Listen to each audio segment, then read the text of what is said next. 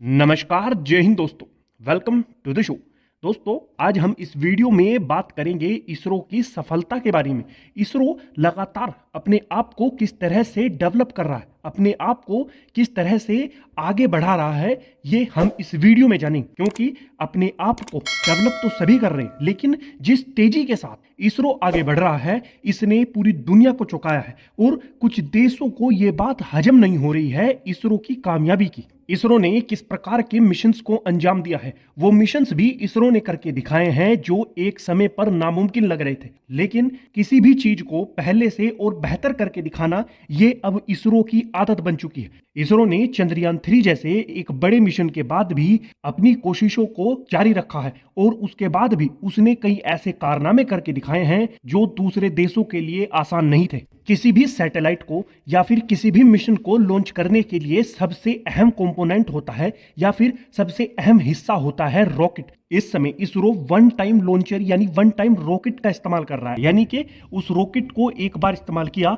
तो उसका दोबारा इस्तेमाल नहीं किया जा सकता। इससे क्या होता है, इससे मिशन की कॉस्ट भी बढ़ती है। लेकिन इसरो ने रीयूजेबल लॉन्चिंग व्हीकल की भी टेस्टिंग शुरू कर दी है और उसमें काफी हद तक कामयाबी भी हासिल की है। अब रीयूजेबल लॉन्चिंग व्हीकल क्या है? इसमें क्या होगा कि हमने किसी भी मिशन को लॉन्च किया, लॉन्च करने के बाद उस लॉन्चिंग व्हीकल को दोबारा लैंड किया जाएगा और उसमें कुछ कंपोनेंट का इस्तेमाल करके उसे दोबारा से इस्तेमाल किया जा सकता है। इससे मिशन की कॉस्ट काफी कम पड़ेगी। जैसा कि मैंने आपको अभी बताया कि इसरो अपने आप को तेजी से डेवलप कर रहा है, यानी दूसरे देश भी अपने आप को डेवलप कर रहे हैं, लेकिन जिस स्पीड से इसरो आगे बढ़ रहा है उस स्पीड से शायद ही कोई देश आगे बढ़ रहा होगा। आपने देखा या सुना होगा कि जो विदेश में सैटेलाइट लॉन्च होती हैं, जैसे स्पेसएक्स और नासा सैटेलाइट लॉन्च करते हैं या फिर किसी मिशन को लॉन्च करते हैं, तो उसमें न्यूक्लियर रॉकेट का इस्तेमाल किया जाता है, यानी कि उन रॉकेट का इस्तेमाल किया जाता है जो न्यूक्लियर से चलते हैं। अब इसी के लिए जो इसरो है उसने भी प्रयास किया और इसकी टेस्टिंग की गई। अब इससे क्या होगा कि आने वाले मिशन में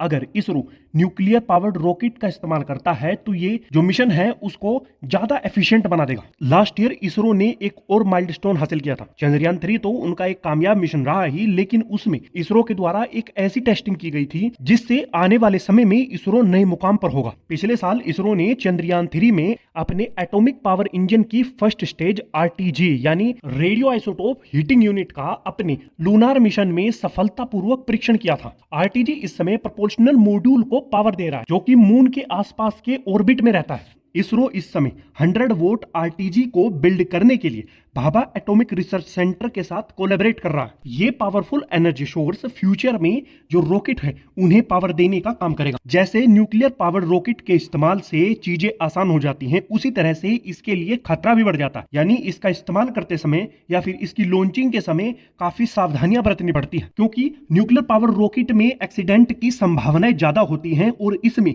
गलती की बिल्कुल भी गुंजाइश नहीं। अगर सावधानियों के साथ और पूरे सेफ्टी प्रोसीजर फॉलो करने के साथ इसका इस्तेमाल किया जाए तो आने वाले समय में यह इसरो को नई ऊंचाइयों पर ले जाएगा, क्योंकि इसरो लगातार अपने आप को बेहतर और बेहतर बनाने का प्रयास कर रहा है और उसी के लिए वो एक के बाद एक प्रयास किए जा रहा है। जैसे कि अभी कुछ समय पहले उसने रीयूजेबल लॉन्चिंग व्हीकल का टेस्ट किया था और अभी ये न्यूक्लियर पावर्ड रॉकेट की टेस्टिंग इस बात का सबूत है कि इसरो आने वाले समय में अपने आप को दुनिया में सबसे बेहतर बनाने के लिए लगातार प्रयास कर रहा है। आज की वीडियो बन रही, धन्यवाद, जय।